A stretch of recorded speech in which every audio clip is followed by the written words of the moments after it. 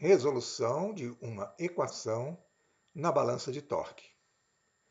Neste vídeo, nós vamos resolver uma equação especial na balança de torque e no desenvolvimento do nosso trabalho aqui, vocês vão entender por que nós estamos chamando essa equação de especial. Então vamos lá, vamos apresentar então o nosso desafio aqui para ser resolvido. Então está aí o nosso desafio. Ó. Nós temos um peso desconhecido, né? Um valor desconhecido, aqui representado pela letra x, que aparece na haste esquerda aqui como peso, na posição 4, como balão, na posição 2, e também como peso aqui na posição 3. Então, 3 vezes esse desconhecido aparece, é o mesmo número. Tá? Do lado de cá nós temos o peso 8, o peso 10 e o peso 2,5. Do lado direito, 10 e 2,5, do lado esquerdo, peso 8. Cada um também numa posição específica. Então vamos lá, qual que é o processo que a gente vem resolvendo essas equações? A gente vai colocar o que é x de um lado da haste e o que não é x do outro lado da haste.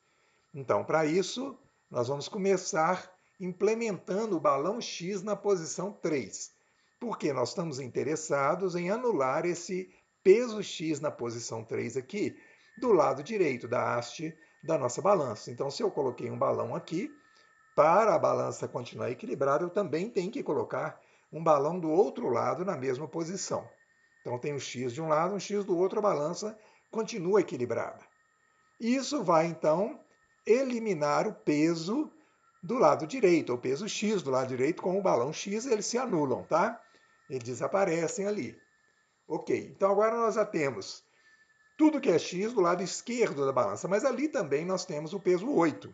Então nós estamos interessados agora em desaparecer com esse peso 8. Para isso, nós vamos colocar o balão 8 naquela posição 3, ó, que aí ele vai anular o peso. Mas se eu coloquei o balão 8 aqui do lado esquerdo na posição 3, para a balança ficar equilibrada, eu preciso de continuar colocando também o balão 8 na posição 3 do lado direito da balança, tá?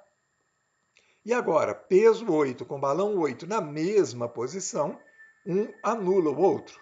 E agora sim, tudo que é x está do lado esquerdo da nossa haste e tudo que é número, né, os pesos e balões identificados com números, estão do lado direito.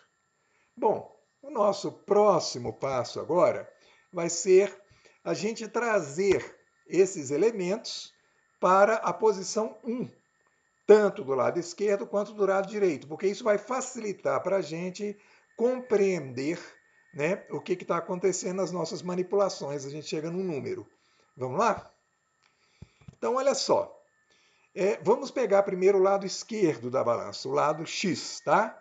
Esse x aqui, na posição 4, ele é multiplicado por 4, porque ele está na posição 4. Então, eu posso trocar ele por um 4x na posição 1. Tá aí, ó. E agora eu tenho um x balão na posição 3, um x balão na posição 2. X vezes 3, 3x, né? E x vezes 2, 2x. Então eu tenho 3x e 2x. Eu posso jogar um 5x aqui para a posição 1. Então agora, na posição 1, nós temos o balão 5x, o peso 4x. Está sobrando um para cima, né? Um para balão. Então, o 4x vai anular, né? O peso 4x vai ser anulado por um balão 4x e sobra um balão x ali do lado esquerdo. Beleza. Agora vamos pegar os pesos do lado direito da balança, da haste, e vamos trazer para a posição 1 também. Ó. Então eu tenho o peso 2,5 na posição 4, 2,5 vezes 4 dá 10. Eu tenho o peso 10 na posição 2, 10 vezes 2 dá 20. 20 mais 10, 30. Então eu tenho um peso 30 na posição 1.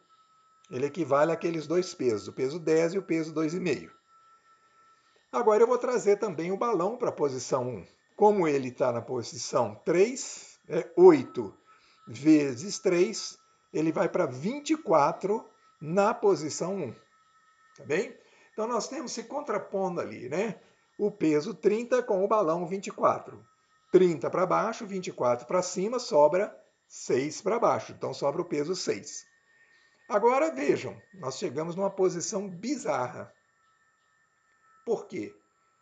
O balão, ele vai empurrar, fazer a haste girar para a esquerda, tá bem? Então olha só, o balão faz a haste girar para a esquerda. O peso vai fazer a haste girar também, né, na mesma situação. Olha lá, né? O balão sobe a haste esquerda para cima, o peso puxa a haste direita para baixo. Então, ambos vão fazer a haste girar no sentido dos ponteiros do relógio. Então, nessa situação, a balança nunca vai estar equilibrada. Então, tem uma contradição aí, né? E é essa contradição que faz esse caso ser interessante. Qual é a solução para isso? Se os dois, né, estão fazendo a haste girar para o mesmo lado, então, se eu botar um peso ali de valor 6, por exemplo, no lugar do balão, a balança, evidentemente, vai ficar desequilibrada, porque ele está puxando para cima, enquanto do outro lado o peso está puxando para baixo. Ambos estão fazendo a haste girar no mesmo sentido, no sentido dos ponteiros do relógio. Então, olha só, a solução matemática para isso é essa aqui, ó.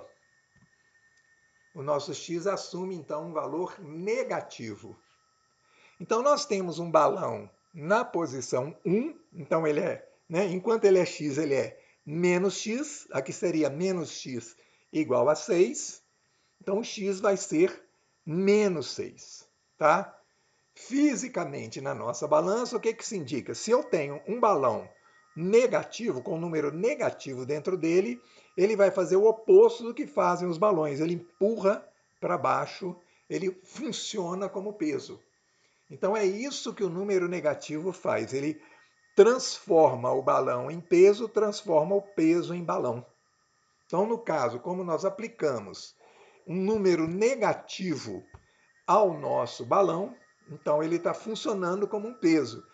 Por isso é que a balança fica equilibrada. Ou seja, supondo que, naquele caso que a gente viu ali, a balança está equilibrada, olha, aqui ó, se a balança está equilibrada aqui, e esse é o princípio, né? Nós fizemos tudo direitinho e ficou naquela posição, ficou mostrado que a balança estava equilibrada.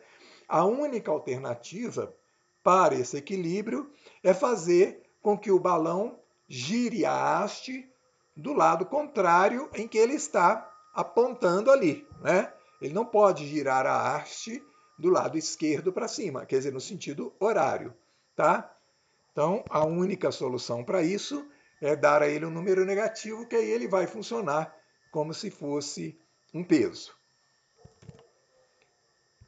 Bom, então é isso, pessoal. Nós usamos aqui um exemplo simples, né, para mostrar que a balança nos permite resolver uma equação cujo resultado é um número negativo, mas a gente tem que prestar atenção no final nesse detalhe, né? Se o número negativo é atribuído ao balão, o balão vai funcionar como peso. Se o número negativo for atribuído a um peso, o peso vai funcionar como balão. Ok? Então é isso por hoje. Espero que tenham gostado e até um próximo vídeo.